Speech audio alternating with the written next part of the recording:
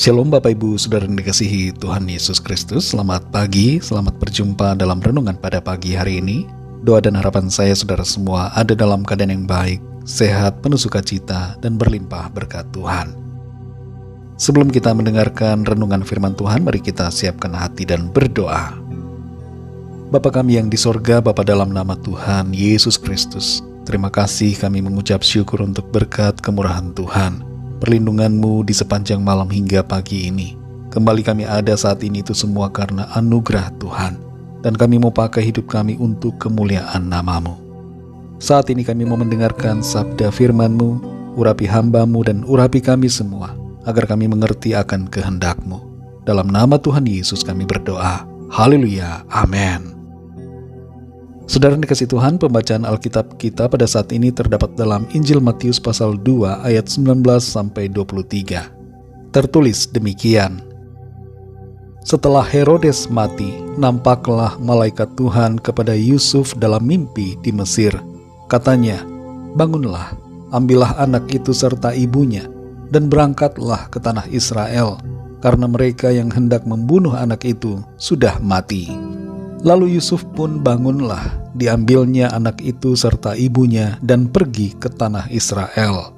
Tetapi setelah didengarnya bahwa Arkelaus menjadi raja di Yudea menggantikan Herodes ayahnya, ia takut ke sana. Karena dinasihati dalam mimpi, pergilah Yusuf ke daerah Galilea. Setibanya di sana ia pun tinggal di sebuah kota yang bernama Nazaret.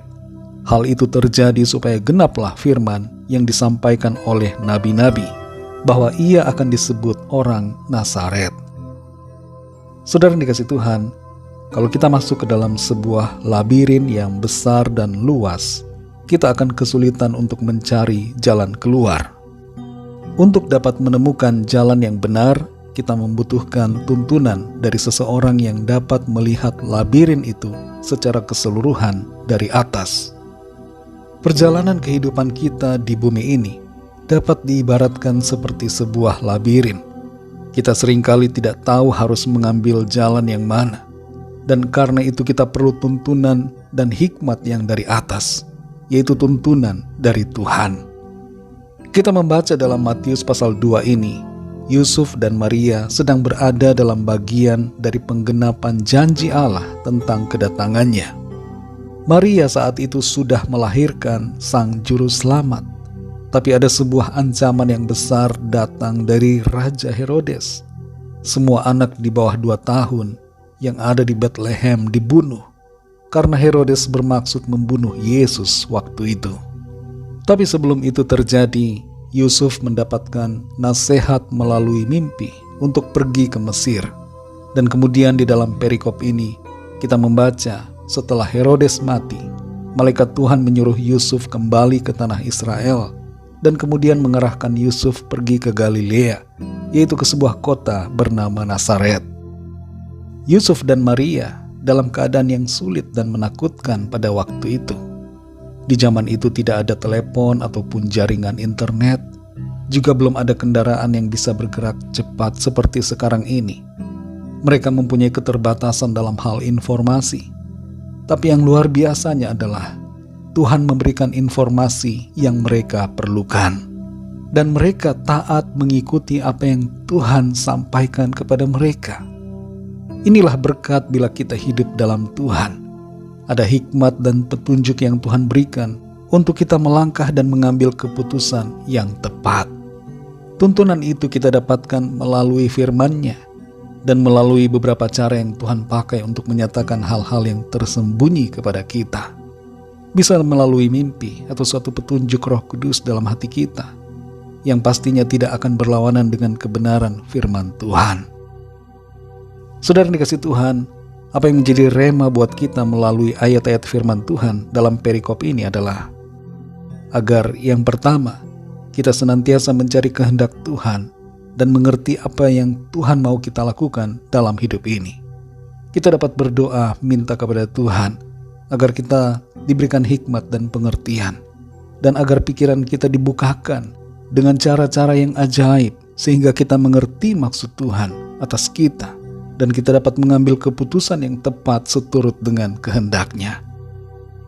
Yang kedua, saudara, kita tidak kaget dengan berbagai situasi tantangan yang terjadi, tapi kita hadapi itu semua dalam iman dan tuntunan Tuhan.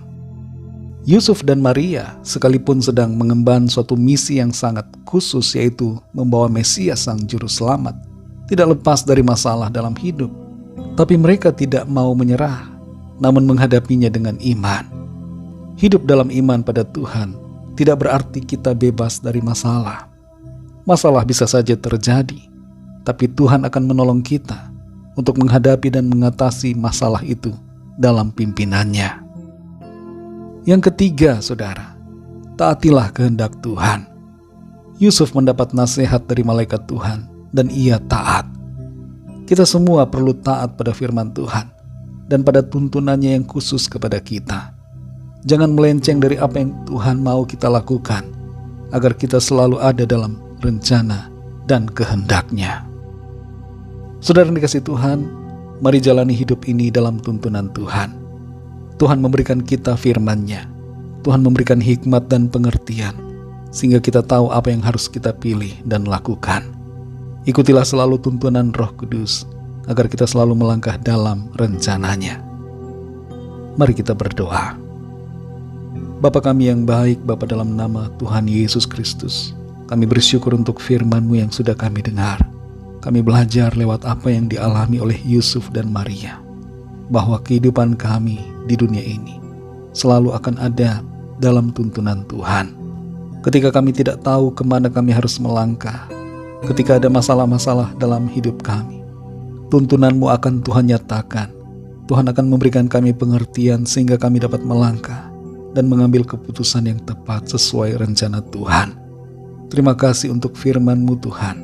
Teruslah berbicara kepada kami, agar kami semakin mengenal Engkau dan mengerti akan rencana-Mu. Berkatilah kami ya Bapa di sepanjang hari ini, dalam segala aktivitas kami, dalam studi, dalam tugas, pekerjaan, usaha, dan pelayanan, dan semua yang kami lakukan. Biarlah semuanya itu Tuhan berkati, dan di dalamnya nama Tuhan senantiasa kami muliakan. Kami bawa kepadamu Tuhan setiap permohonan doa, agar Tuhan melawat dan menilik satu persatu, dan menyatakan kuasa mujizat-Mu, pertolongan-Mu atas setiap kami. Terima kasih Tuhan, kami bersyukur. Kami serahkan semuanya ke dalam tangan kasih-Mu. Dalam nama Tuhan Yesus Kristus, Tuhan dan Juru Selamat kami sudah berdoa dan mengucap syukur. Haleluya. Mari sama-sama kita berdoa, doa Bapa kami. Bapa kami yang di sorga, dikuduskanlah nama-Mu, datanglah kerajaan-Mu, jadilah kehendak-Mu di bumi seperti di sorga.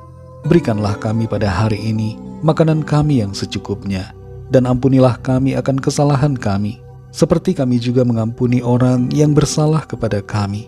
Dan janganlah membawa kami ke dalam pencobaan, tetapi lepaskanlah kami daripada yang jahat, karena Engkaulah yang mempunyai kerajaan dan kuasa dan kemuliaan sampai selama-lamanya. Amin. Terimalah berkat Tuhan. Tuhan memberkati engkau dan melindungi engkau. Tuhan menyinari engkau dengan wajah-Nya dan memberikan kasih karunia. Tuhan menghadapkan wajah-Nya kepadamu dan memberikan damai sejahtera. Berkat anugerah dari Bapa Surgawi, cinta kasih karunia dari Tuhan Yesus Kristus, dalam persekutuan dan penghiburan Roh Kudus, menyertai kita semua sekarang ini dan sampai selama-lamanya. Dalam berkat nama Tuhan Yesus Kristus. Haleluya. Amin. Puji Tuhan, saudara yang dikasihi Tuhan, saya percaya firman Tuhan menjadi berkat dan kekuatan buat saudara semua, dan Roh Kudus akan menolong saudara untuk lebih lagi memahami kebenaran firman Tuhan. Tuhan Yesus memberkati saudara semua. Sampai jumpa dalam renungan yang berikutnya. Haleluya.